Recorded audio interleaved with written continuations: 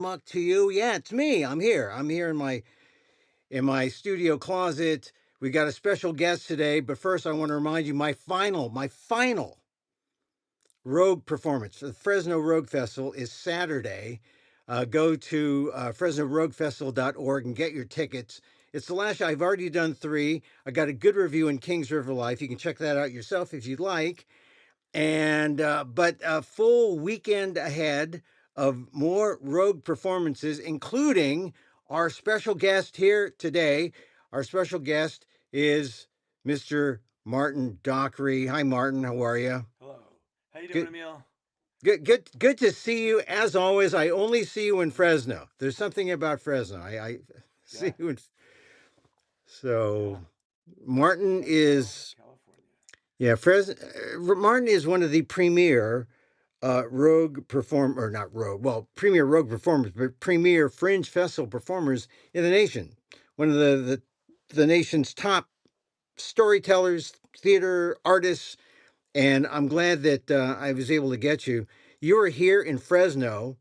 This you had a great first week, I trust. You've got three shows you're doing in a fringe festival. Do you do that? You never do that, right? No, I've never done three shows, three different shows in a festival.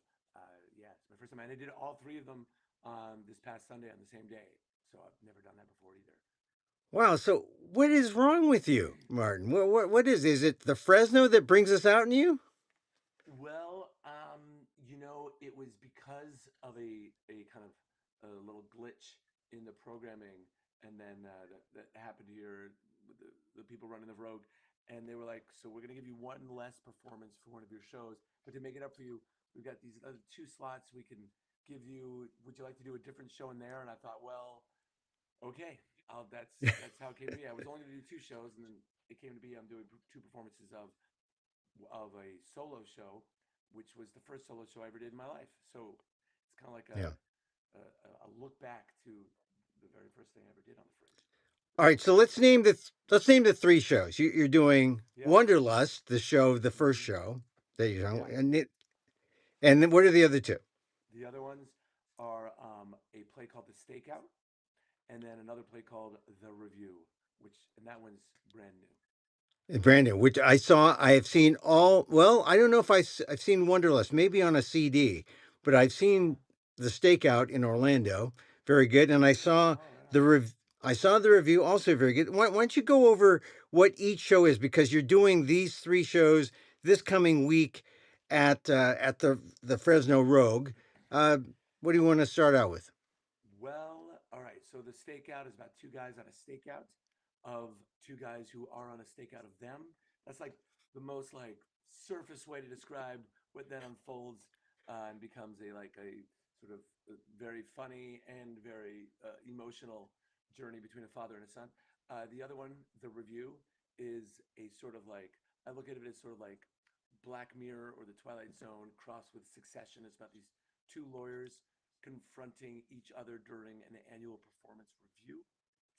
And Yeah. then Wanderlust is a true story about traveling through West Africa in search of an epiphany, any old epiphany at all. Now, you've laid it out. The first two, Stakeout and the Review, are two-man shows, and you're acting with Andrew, your acting partner here. Broadus.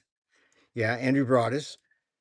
Yeah, we're acting. We are acting as people Ac- do on stage, you But know? but it, I'm saying that those two plays, you're a playwright. They're very different. They're two-man plays, kind of Mammoty, kind of Pintery, kind of Dockery. Uh, you know, Mm-hmm. two characters going at it. Very different from the solo show Wonderlust, which is one man.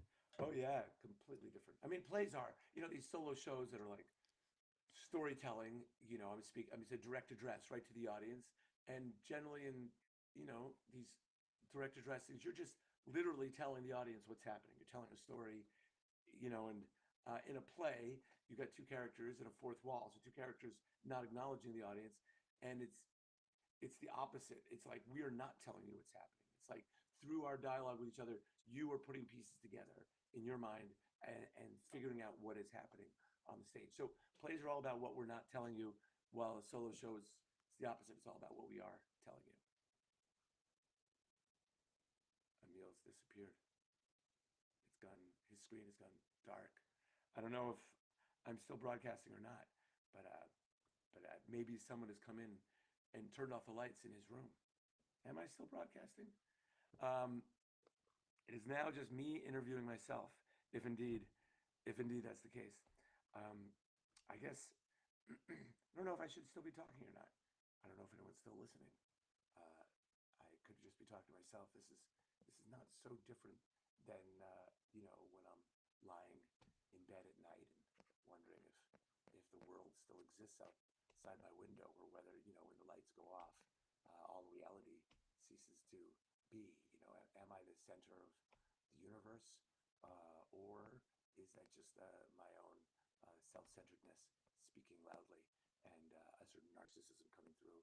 And in fact, I am I'm just an insignificant little speck in a sea of other people within their own beds, also considering whether they are part of something larger or are barely even register on the cosmic scale of significance. Um, well, now that we've covered that, I don't know if I should keep talking. La, la, la, la, la, la, la. Well, perhaps we'll end this. Okay. I don't know. I don't know what's happened to Emil. There's still a little Emil thing up in the corner there. It says Emil Amok. Um, a real journalist stands up, which is ironic, since I think he's doing all these podcasts while sitting down. Um, these are assumptions. I haven't seen all the podcasts that he does, but sometimes I guess the best way to stand up is to do it while relaxing in a chair. Uh, can you also sometimes bill yourself as sitting down while standing up? I don't know. I've written some plays entirely while standing up. No joke, because if I sit down too long, I just fall asleep. This is my brain's way of dealing with fight or flight when it comes to playwriting. So I stand up often and write my plays on my own 2 feet, which is how our parents told us we should exist, standing on our own 2 feet. All right, I think maybe we've come to the end of this little interview of me. I have some sort of bug bit me on my foot, which is like crazy.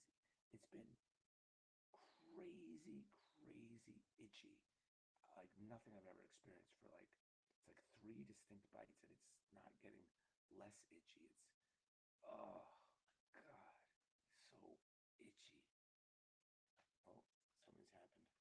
I'm now seeing the screen split into two, and it says an EAG. I wonder who EAG is. Is that someone's initials? What would the E be? Eric, A, and Garner. Itching my side of my foot. I don't know if I want to see this bite. Bug bite.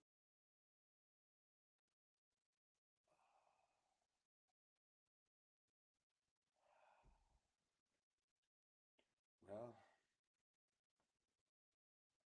I think I've run out of things to say, which is something I've never said. I suppose the last thing one says when one runs out of things to say is that one has run out of things to